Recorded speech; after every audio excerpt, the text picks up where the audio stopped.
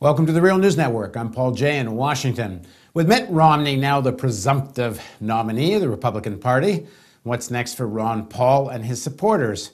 Ron Paul's still in the race, but it's essentially over. So what will be his strategy and tactics heading to the convention? Will he run on his own? And where will his supporters go? What will they do? There's a whole constituency of conservatives that don't want to see Mitt Romney win this election. Now joining us to talk about all of this is Matt Welch. Matt is the editor-in-chief of Reason magazine. His works appeared in the Washington Post and Salon and dozens of other publications, and he recently co-authored the book, The Declaration of Independence, How Libertarian Politics Can Fix What's Wrong with America. Thanks for joining us, Matt. Thanks for having me back. So let's first talk about Paul and what they're calling the Paulistas and all of this. They gotta hate Mitt Romney on a whole score of things, and certainly most of all, one would think, Romney's foreign policy and complete support for the big military machine. So how do they stay in this party? It's a good question. I think part of it is that, especially in these states that had caucuses as opposed to primary elections this season, Iowa and Maine and Nevada and so on, they are staying in the process by trying to take over local Republican Party apparatuses or apparatusi, depending on how we speak English. They are trying to influence change from within. I mean, we just have seen in the last week, Ron Paul won Maine. You know, Maine is going to send a majority of its delegates. The Republican National Convention in Tampa are going to vote for Ron Paul. They've been doing this in place after place. In caucus states, it allows people who are super organized to nominate delegates who nominate delegates. It's a very convoluted process, but if you focus on that, then it allows you to punch above your weight if you have a lot of passion and organization. That's exactly what Ron Paul has. So the question is, then what? And that's what we don't really know right now. He's clearly running this for the long haul. He wants to go to the Republican convention in Tampa. He wants definitely a primetime speaking slot. He and his people want to get their biggest issues, and their two biggest issues by far have to do with war, foreign policy writ large, and also the Federal Reserve. So they're going to want to get language onto the GOP platform. I mean, can you imagine Romney's team allowing Paul a primetime TV spot to rant against the war machine and the empire? I want to imagine that, because that would be a very interesting moment.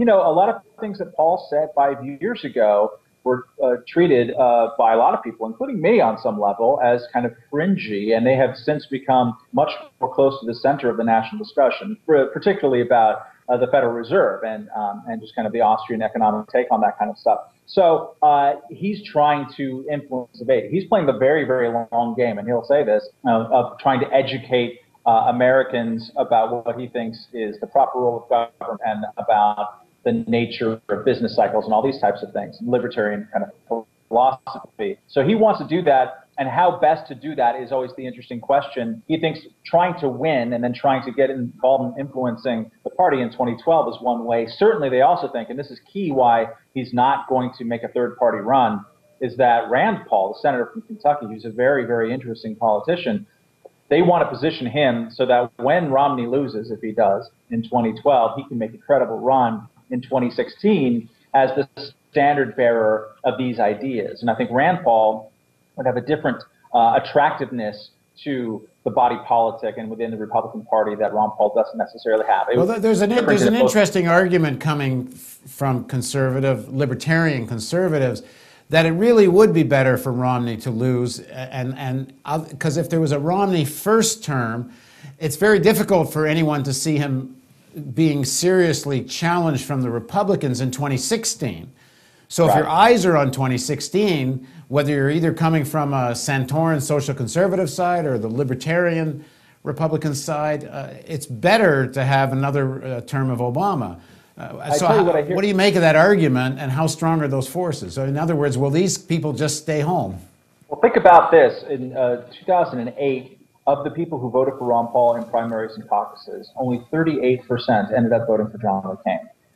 A lot stayed home. Many of them wrote in Ron Paul's name. Others voted for third-party candidates, particularly Bob Barr from the Libertarian Party. This year, I don't know what those people are going to do, right? Because as you point out, there are just fundamental, profound differences between Romney and Paul in those things. That said, Romney and Paul have played nice to one another up till now. They get along well. Paul has saved not all, but most of his attacks for his other fellow competitors trying to step on their fingers on the lifeboat, so to speak. And it'll be interesting to see if he shifts his discourse now that it's basically a Bill Clinton, Jerry Brown 1992 situation, which it is right now.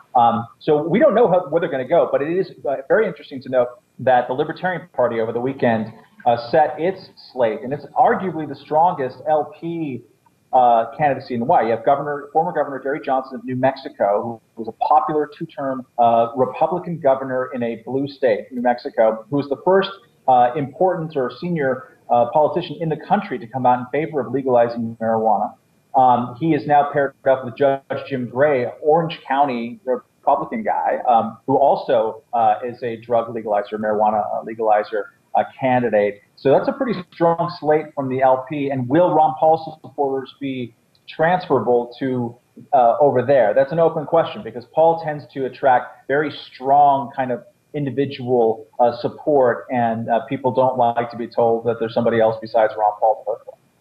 So if I'm a Ron Paul voter and I'm with him on foreign policy issues, I mean, I would almost see Romney as more a problem than Obama. Not that Obama isn't also a defender of the military-industrial complex and such, but Romney's surrounded with people that are even more gung-ho, and the kinds of people that led us into Iraq, and McCain and his gang, Lindsey Graham and that, if they had their way, they'd start another Cold War with Russia.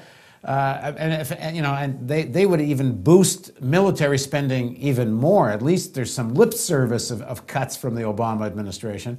So you'd think they'd stay home just on that issue alone.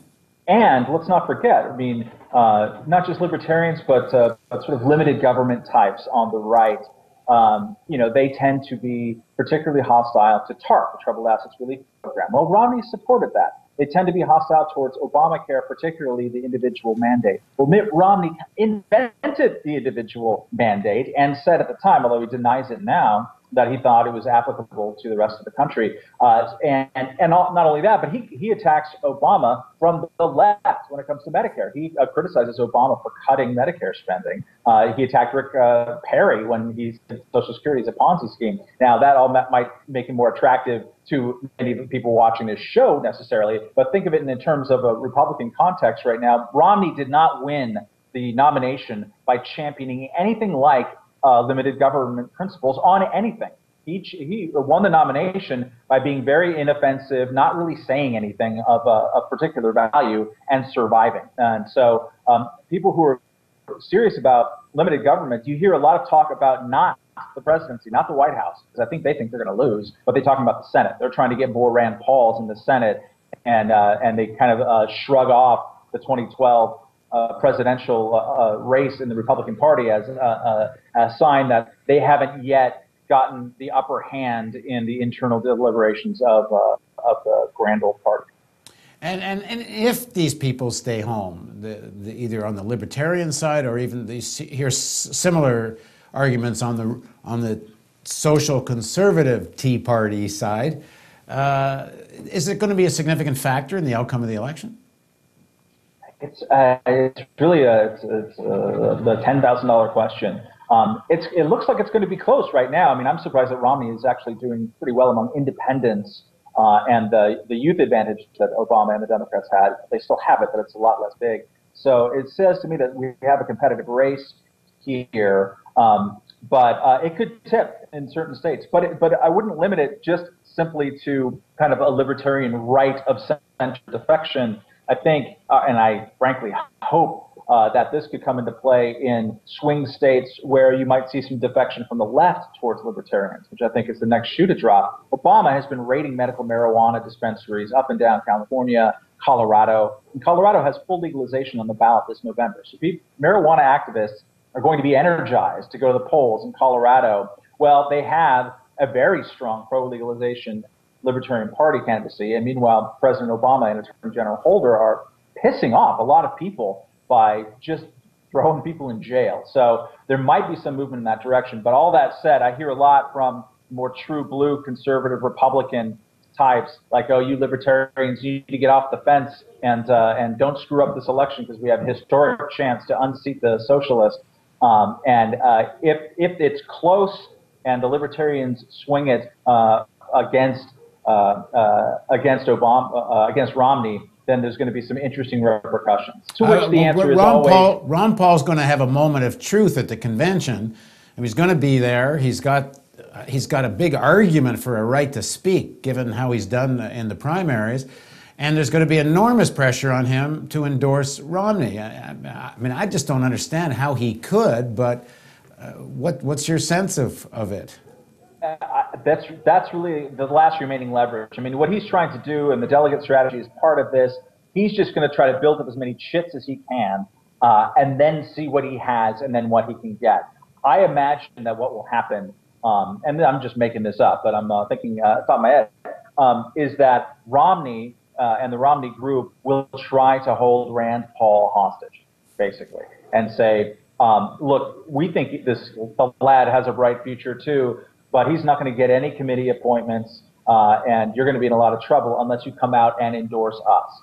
And the question is, does Ron Paul even have that gene, the practical politics, make a grand compromise for the sake of kind of expediency? That's not what he's been doing for the last 30 years. He's been making principled votes, usually no on everything.